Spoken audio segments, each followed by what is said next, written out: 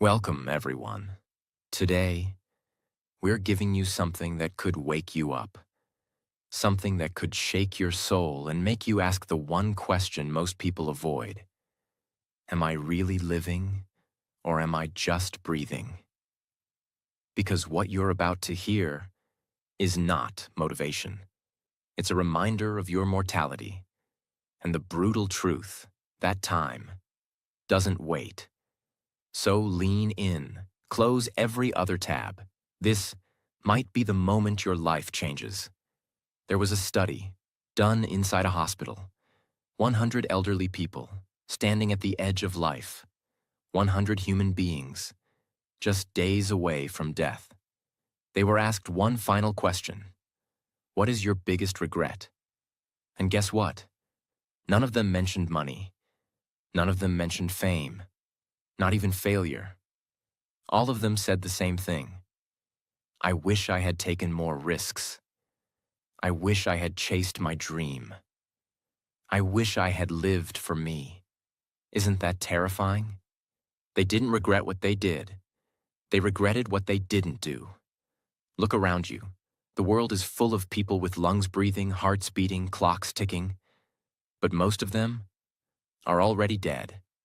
Dead dreams. Dead passion. Dead courage. Dead inside. They wake up just to go to work. They laugh on weekends to survive Mondays. They scroll, they copy, they wait for someday. And they call that a life. But let me tell you something, living is not what you do from 9 to 5. Living is not the job title you write on your resume. It's not the car, not the house, not the likes, not the weekend escape. No, living is what wakes you up at 4 a.m. with fire in your chest. Living is risking comfort to chase meaning, saying no to what's easy and yes to what makes your soul scream. You live when you choose courage over comfort, when you speak your truth, when you walk alone if you have to.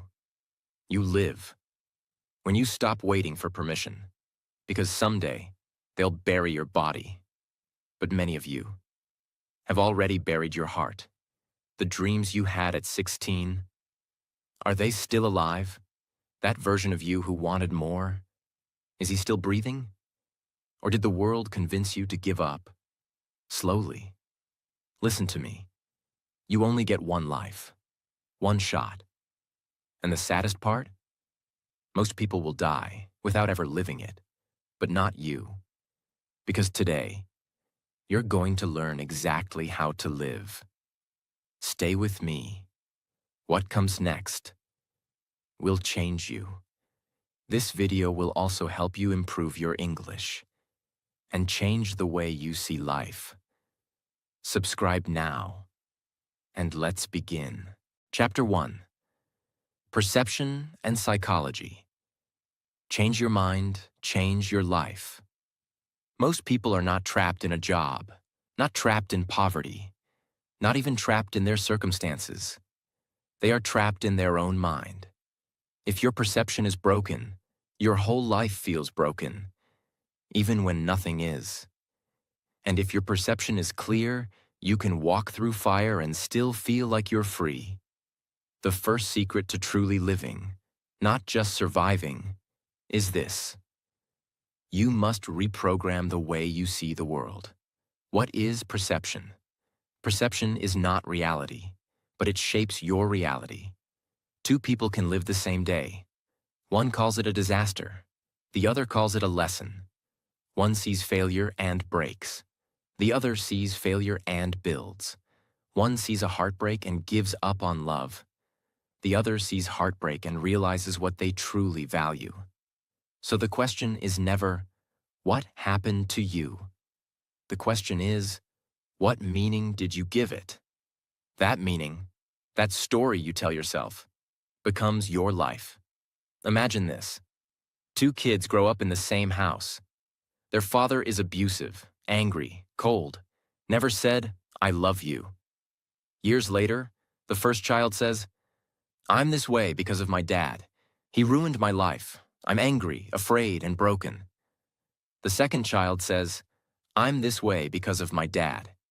He taught me who I never want to become. So I became kind, patient, and gentle. Same house, same pain, different perception. That's the power of psychology. That's the power of the human mind. You can either let your pain define you, or you can use it to design you. Everything you see is filtered through the lens of your past beliefs. If someone compliments you, but your lens says, "I'm not worthy," you'll reject it. If someone loves you, but your lens says, "I'm not lovable," you'll sabotage it. So the real enemy isn't the world. It's the lens. Fix the lens, and the whole world looks different. This is why people with nothing can be grateful, and people with everything can still be depressed. It's not what you have. It's how you think. You don't see the world as it is. You see it as you are. If your internal world is full of fear, then even kindness feels suspicious. Even opportunities feel like traps. But if your internal world is full of clarity and purpose, then even failure feels like growth. Even endings feel like beginnings. You want to live fully? Fix your perception. And how do you do that? The 3 powerful shifts to change your psychology. 1. Ask better questions. Stop asking, "Why is this happening to me?" Start asking, "What is this trying to teach me?" 2. Interrupt the negative story. Whenever you hear yourself say, "I'm not good enough," "People like me don't succeed," "I always fail," stop, breathe. Say, "That's just a story. I can write a better one." 3. Surround yourself with better mirrors. You believe what you hear the most. If you're surrounded by small thinkers, negative people, or fearful voices, you'll start to shrink. But if you surround yourself with those who believe in something bigger, you'll start to grow. You want to live a real life? You want to wake up and feel alive again? Then stop waiting for the world to change. Start by changing your mind. Because the prison you're in, most likely, you built it. And the freedom you crave, it begins with how you choose to see. Everyone dies, but not everyone rewrites the story in their mind. Start there. Live begins in the brain. Chapter 2. Relationship Dynamics. Who you keep shapes who you become. Let me ask you something personal. When you walk into a room full of your so-called friends, do you feel seen? Do you feel inspired? Or do you feel like you need to shrink yourself to be accepted? Because the truth is, you don't just grow by yourself, you grow through who you're around. There's a famous truth in psychology. You become the average of the 5 people you spend the most time with. So look around. If they're negative, scared, bitter, complaining, you will become that too, even if you're not like that now. If they laugh at your dreams, you'll start to feel like your dreams are too big. If they secretly hate you but still hang out with you, you'll start to question your own worth without even knowing why. Relationships shape identity. When you spend time with someone, you don't just share words. You share energy. You absorb their beliefs. You imitate their habits. You mirror their standards. If you're surrounded by people who normalize laziness, you'll feel guilty for being ambitious. If you're around people who mock healing, growth, or deep thinking, you'll start to feel stupid for wanting to evolve. That's not friendship. That's slow poison. Growth has a price, and that price is often loneliness. For a little while. But let me be brutally honest with you. If you don't leave the wrong people, you'll never find the right ones. You'll stay trapped in average, in guilt, in circles that celebrate the past, but never build the future. You don't have to hate them. You don't have to fight them. You just have to outgrow them quietly. And you will. A young woman wants to become a writer. But all her friends joke, "Oh, so now you think you're going to be famous? Come on, you can't even write a birthday card properly." She laughs along and stops writing. She meets new people, authors, creators, dreamers. They say, "You should write that. That's a brilliant idea. Let's help you start." In 2 years, she becomes a published author. Same talent, same girl, different circle. 1. Audit your circle. Ask this for every person in your life. Do they expand me or shrink me? Do I feel alive after talking to them or emotionally drained? Would my future self thank me for keeping this connection? 2. Stop forcing loyalty to dead energy. Loyalty is beautiful, but only when it's mutual. If you're always the one giving, supporting, saving, but they're never there when you need them, that's not loyalty. That's self-abandonment. 3. Choose alignment over history. Just because you've known them for 10 years doesn't mean they still belong in your next 10. Choose people who align with your future, not those who are comfortable with your past. You are not meant to carry everyone with you. Some people are chapters, some are whole books, and some are just footnotes. If you want to live, truly live, you must protect your energy like your life depends on it. Because it does. Everyone dies, but not everyone chooses who they walk with. Choose wisely, and your life will feel like a rising flame instead of a fading light. Chapter 3. Don't try so hard. Let go to set yourself free. There is a hidden pain in modern life. It's the pain of trying too hard to be someone you're not, trying too hard to be loved, trying too hard to succeed, trying too hard to be enough. And in this struggle, we lose ourselves. The world tells you, work harder, push more, hustle 24/7. But no one tells you the cost of always trying. You lose your peace, you lose your joy, you lose the real you. So here's the truth. Trying too hard is not the way to live. Letting go is. Trying too hard means you don't believe you're enough without the effort. It means your value is tied to outcome, not presence. It means you're addicted to performance, not aligned with purpose. Let me explain. You try to impress people who don't even think about you. You try to prove your worth to those who already doubted you. You try to be strong when you're breaking inside. You try to be perfect so no one leaves. But in all this trying, you stop living. You become a machine, a performance, a mask. There's a beautiful story told by a wise master. A man falls into a river. He struggles, panics, kicks, and gasps. He tries harder and harder to stay afloat. The more he fights, the more he sinks. Until finally he stops. He lets go. And suddenly, he floats. That's life.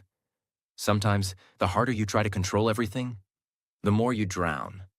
But when you release, you rise. It comes from the fear of rejection, not being enough, failure, abandonment, not being loved. So you overcompensate. You become a people pleaser. You become a perfectionist. You fake confidence. You force relationships. You push when you should pause. But real life doesn't reward effort. It rewards alignment. What's the difference between effort and force? Effort is healthy. Force is toxic. Effort feels like energy moving in flow. Force feels like you're dragging yourself through mud. Effort is when you plant the seed and water it with love. Force is when you keep digging it up every day to see if it's grown. Effort is giving your best.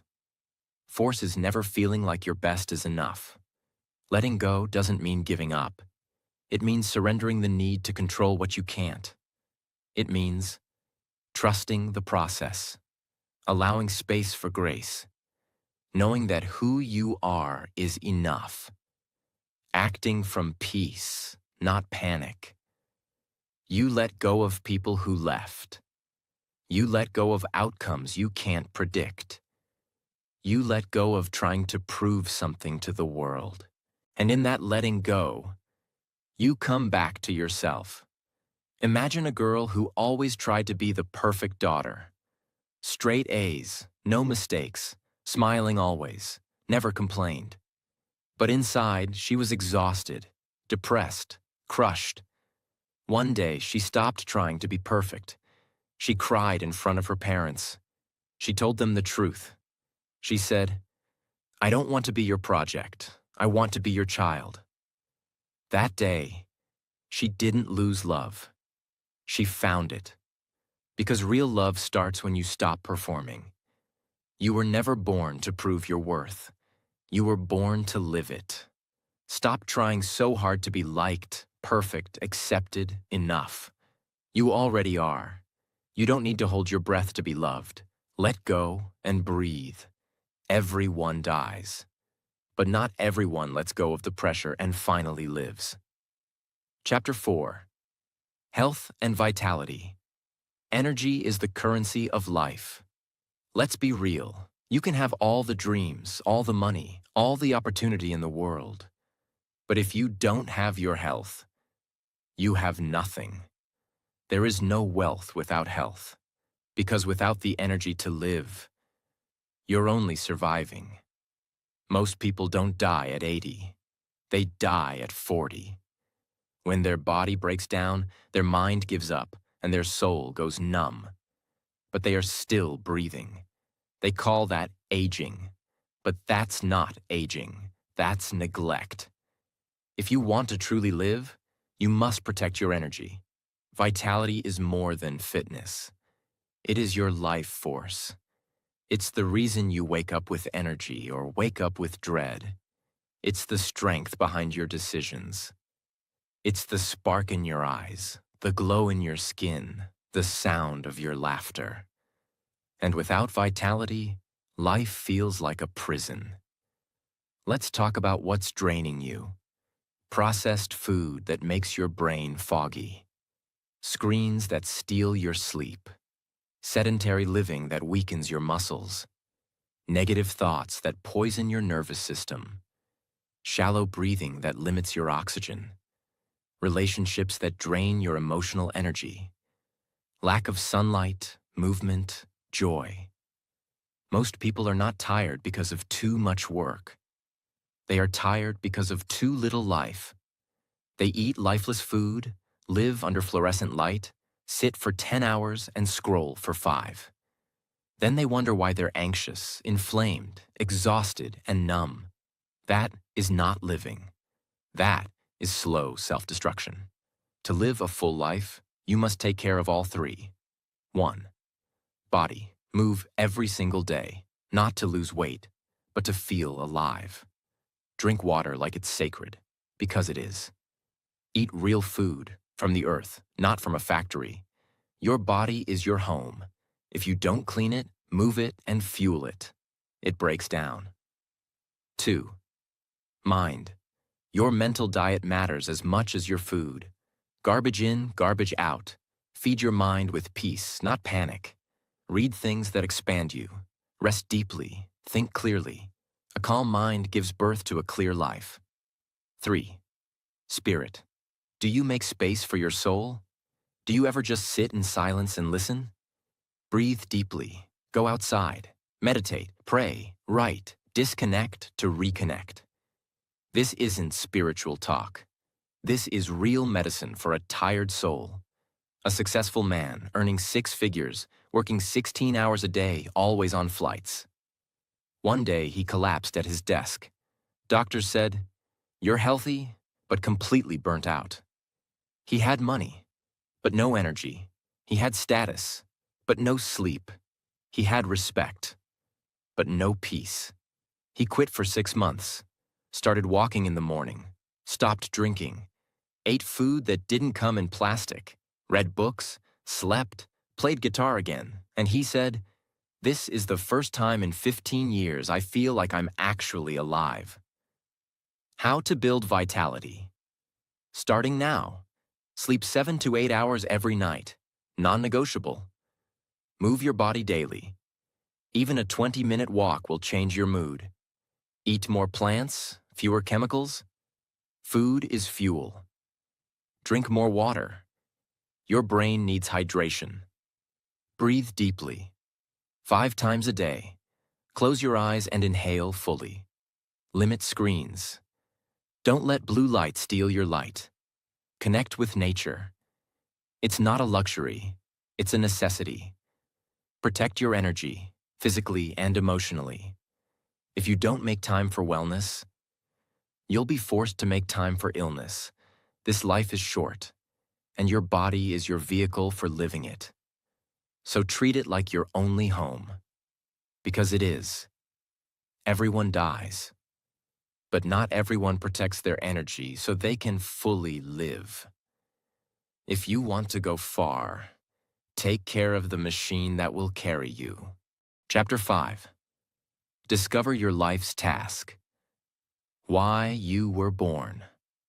There is something worse than failure, worse than heartbreak, worse than poverty. It is this: living your entire life without ever discovering why you were born. Most people wake up, go to work, come home, scroll through a screen, eat, sleep, repeat. Years pass, and one day they whisper to themselves, "Is this all there is?" They had a fire inside them, a calling, a spark, but they buried it under society's expectations, and now they're surviving a life they never truly chose. Your life's task is the one thing only you can do. It is your unique contribution to the world.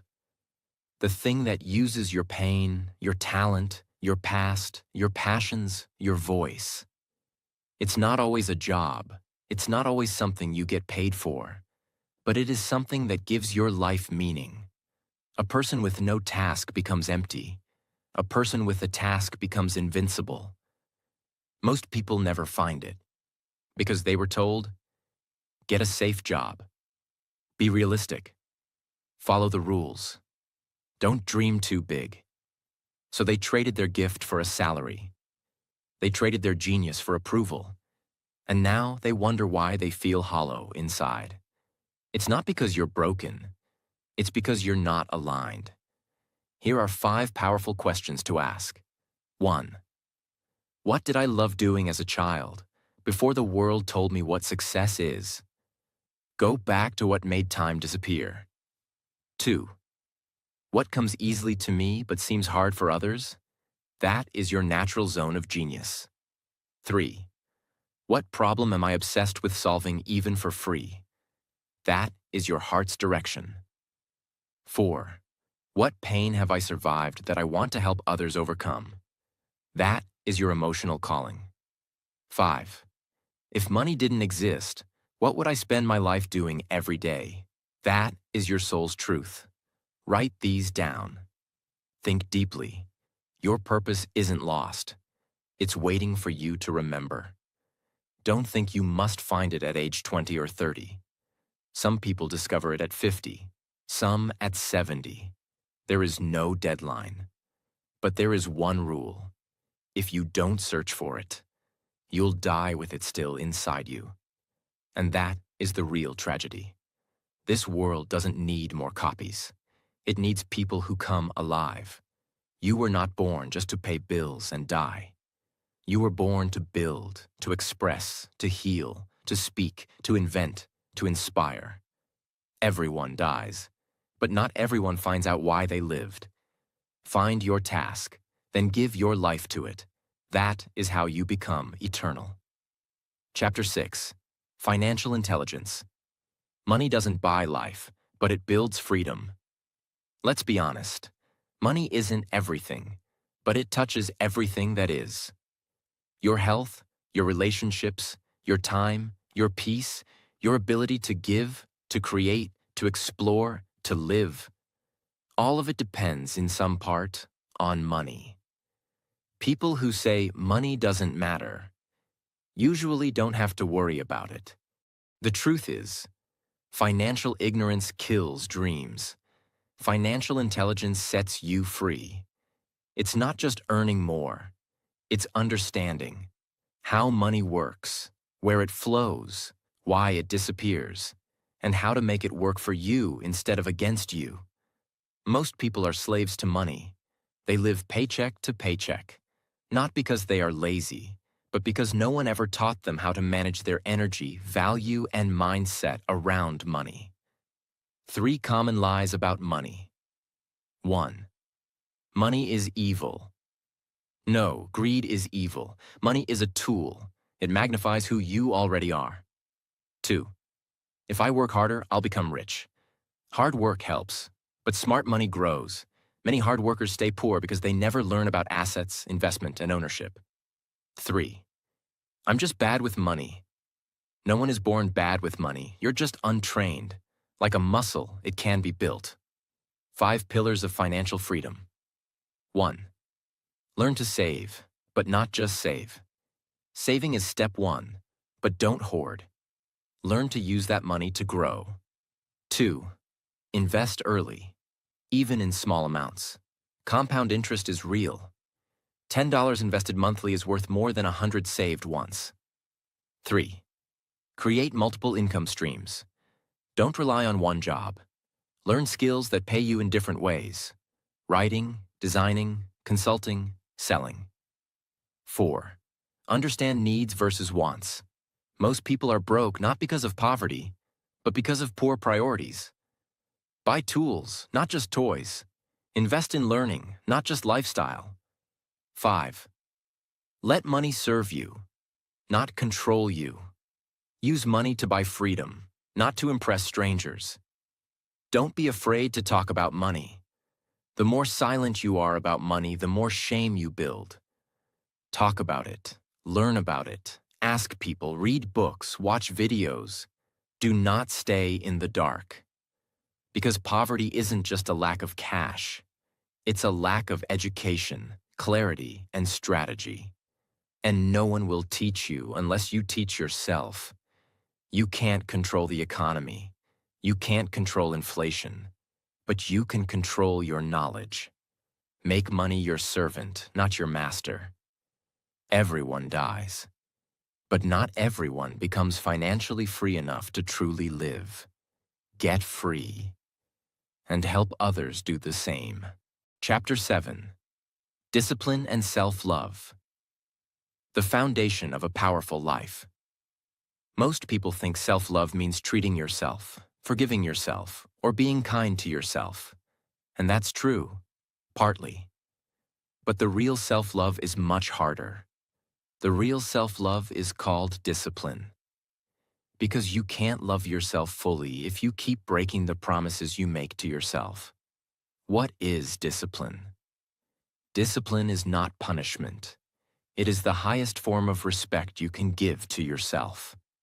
Discipline means showing up when it's easier to quit, saying no when temptations whisper yes, choosing your long-term growth over short-term pleasure, keeping your word even when no one's watching.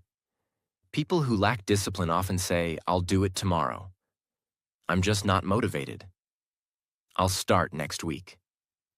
But people with discipline, they act even when they don't feel like it, because they understand. Motivation starts you. Discipline builds you. Self-love is not just bubble baths and positive quotes. It is being honest with yourself. It is setting boundaries. It is saying, "I deserve more, and I will not settle for less." It is choosing foods, people, routines, and habits that honor your future self. Self-love is doing what is right for you, even when it's not popular, easy, or fast. If you say you love yourself but you keep destroying your body, keep wasting your time, keep entertaining disrespect, keep lying to yourself, then that is not love. That is self-abandonment. Every time you wake up early to pursue your goals, you are loving yourself. Every time you go to the gym, eat clean, and push through discomfort, you are loving yourself. Every time you say no to toxic people, you are loving yourself. Every time you sit down and study when you'd rather scroll, you are loving yourself. Discipline is love, not restriction. It is protection. Imagine an alarm clock rings at 6 a.m. A person has two choices: hit snooze, stay in bed, feel guilty later, and rush through the day. The difference is not in talent, intelligence, or luck. It's in discipline. Getting up when you said you would, that is self-respect. That is self-love in action. Every time you follow through on a promise to yourself, even something small, you strengthen your confidence, your clarity, and your power. Discipline is not a punishment. It's the daily proof that you believe in your future. 1. Start with one non-negotiable. Choose one thing you will do daily, no matter what. It could be 10 minutes of reading, 20 push-ups, or waking up at a fixed time. Start small. Build identity. 2. Remove options. If you want to wake up early, don't sleep with your phone beside your bed. If you want to eat clean, don't keep junk in the house. Make the right choice easier. Remove the wrong ones. 3. Track your promises. Keep a journal. Every night, write, "Did I keep my promise to myself today?" This will rebuild trust with yourself. 4. Celebrate progress, not perfection. You don't have to be perfect, but you do have to keep going. One step at a time is still movement. You can't heal what you continue to harm. And you can't grow into your highest self if you keep making excuses for your lowest self. Everyone dies, but not everyone loves themselves enough to build the life they deserve. If you want real power, real confidence, real freedom, start with discipline. Start with love. Chapter 8. Empathy, the most underrated superpower. In a world obsessed with intelligence, success, and power, there is one trait that is forgotten, but life-changing. It's called empathy. And if you want to truly live, if you want to deeply connect, if you want to leave behind something bigger than money, then you must learn the quiet strength of understanding another human being. What is empathy? Empathy is not sympathy. Sympathy is saying, "I feel bad for you." Empathy is saying, "I may not fully understand your pain, but I'm here with you in it." It is the ability to pause your opinion, step into someone else's story, feel their emotions, and respond from compassion, not judgment. Empathy is not weakness. It is emotional intelligence at its highest level. Empathy heals. It creates space. It ends arguments. It opens hearts. The most influential people in history, from leaders to artists, were not just smart. They were deeply human. Because in the end, people don't remember your resume. They remember how you made them feel. Empathy is what makes life rich, deep, meaningful. Without it, we become machines. Successful maybe, but emotionally dead. 1. Listen without interrupting. Don't listen to reply. Listen to understand. Sometimes people don't need answers. They just need to be heard. 2. Assume the best, not the worst. When someone is cold, maybe they're hurt. When someone is angry, maybe they're scared. Try to see their humanity before you label their behavior. 3. Ask real questions. Are you okay? Do you want to talk about it? What can I do for you? These simple words save people. 4. Empathize with yourself too. Don't just show compassion to others. Be gentle with yourself. Forgive yourself. Understand your own wounds. You can be successful, wealthy, and admired. But if you're cold, arrogant, and selfish, you're not living. You're performing. True living happens in relationships, and relationships grow through empathy. That's how you build love. That's how you become someone worth remembering. The strongest people are not those who hurt the most. They are those who understand the most and still choose kindness. So speak softly, listen deeply, feel openly. Because one day it could be you on the other side. Everyone dies. But not everyone chooses empathy. Not everyone becomes a healer in a world of hurting people. But you can. And that is how you truly live. Chapter 9. Focus on yourself. Not the noise, not the crowd. There is a voice inside you that knows what to do. It's quiet, it's calm, it's honest, but it often gets drowned out by opinions, by pressure, by comparison, by noise. Most people never become who they are. They only become what the world told them to be. Because instead of focusing on themselves, they focus on the crowd. And that's the first step to dying before your time. It does not mean becoming selfish. It does not mean ignoring people or isolating yourself. It means building your life around your own values, not society's trends. Measuring your growth based on your own path, not someone else's timeline. Working in silence, healing in private, and living in alignment. Even when no one claps. In the age of social media, people compare their real life to someone else's edited highlight reel. You see someone's success and think, why am I so behind?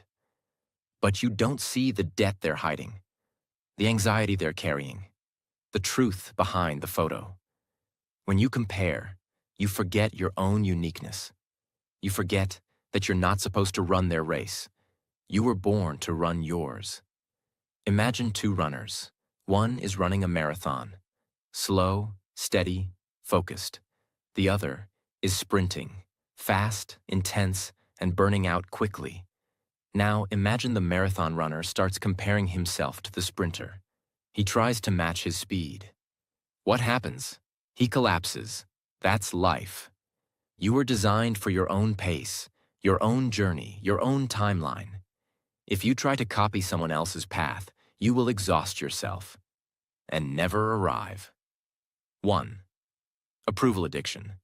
You do things not because they're right for you, but because you want to be liked. 2. Overconsumption. You watch too many people, you read too many opinions, and you forget your own voice. 3. Emotional distraction.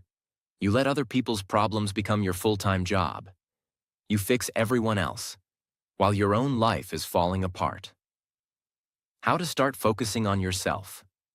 1. Silence the noise daily. Take at least 30 minutes every day with no input, no phone, no scrolling, no talking. Use that time to think, write, walk, breathe. 2. Unfollow to refocus. If someone's content makes you feel small, anxious, or inadequate, unfollow. Protect your mental space like your life depends on it. 3. Define your own success. What does a good life mean to you? Not to your parents, not to your boss, not to the world. To you. Write it down. Build around that. 4. Celebrate small wins. Progress is personal. If you woke up earlier than yesterday, that's growth. If you controlled your anger today, that's power. Focus on your own ladder, not someone else's finish line. When you spend your whole life looking at others, you miss your own greatness. Focus is not selfish. Focus is sacred. Everyone dies, but not everyone focuses long enough to build a life worth living. Tune out the crowd. Tune into your soul. That's where your real life begins. Chapter 10. Smile often, because life is not a punishment. When was the last time you smiled? Not because something funny happened, but because you remembered that you are alive? Life is hard, but life is also precious. And most people walk through it with a frown, not because they're angry, but because they forgot how to see beauty in small things. Smiling is not weakness. It's not naivety. It's not pretending everything is okay. Smiling is strength. It is the courage to face life with hope. It is the decision to choose light, even in darkness. Because a smile is not just for your face. It heals your body. It resets your brain. It softens your heart. Because they're always chasing something. Next goal, next paycheck, next relationship, next success. And in that chase, they miss the moment. They say, "I'll smile when I make it." But the truth is, if you don't smile now, you won't smile then. Because happiness is not in the next thing. It's in your present presence. Studies show that even fake smiling sends signals to the brain to release serotonin and dopamine, chemicals that reduce stress and increase happiness. This means you can literally smile your way into a better emotional state, not by force, but by choice. When you smile, your brain believes you're safe. And when you feel safe, you open up to life again. There was a man who smiled at everyone on his bus ride every day. He didn't say a word, just smiled. One day, a woman stopped him and said, "I was going to end my life last week, but your smile reminded me that life can still have kindness, that someone sees me." One smile. No words. A life saved. You never know what your smile can do. Not just to others, but to yourself. How to smile more, even in a hard life. 1. Practice gratitude in micro moments. You don't need a big reason to smile. Warm tea, a deep breath, a memory, a breeze, a bird, a kind word. Start noticing the little lights in your day. 2. Make eye contact and acknowledge people. At the store, on the road, in your home. Look people in the eyes and offer them a real smile. It's free, and it's powerful. 3. Heal what's stopping your joy. If you haven't smiled in weeks, something deeper needs healing. Don't ignore it. Talk to someone. Write, reflect. Cry if you must. But don't let your light go out. 4. Laugh again. Watch something funny. Be around people who make you laugh. Don't be too grown up to enjoy life. Laughter is medicine. You were not born to live with a burdened face. You were born to shine. Don't let the pain of life steal the joy of being alive. Smile, not because everything is perfect. Smile because you are still here, still breathing, still becoming. Everyone dies, but not everyone smiles while they're still alive. Be the one who does. Because a smiling soul is a living soul. Listen carefully. This life is not a rehearsal. This is the real thing. No second take, no backup copy, no guarantee of tomorrow. And most people, they live like they're going to live forever. But they're not. They wait. They delay. They hide. Waiting for the right time. Waiting for permission. Waiting for confidence. But the truth is, you don't need more time. You need more courage. Courage to be who you really are. Courage to love again. Courage to walk away from what's killing your soul. Courage to take risks. Courage to start now. You came to this world for something, and deep down, you know it. So stop wasting your life just being alive. Live like you mean it. Live like you're on fire inside. Live like your story will outlive you.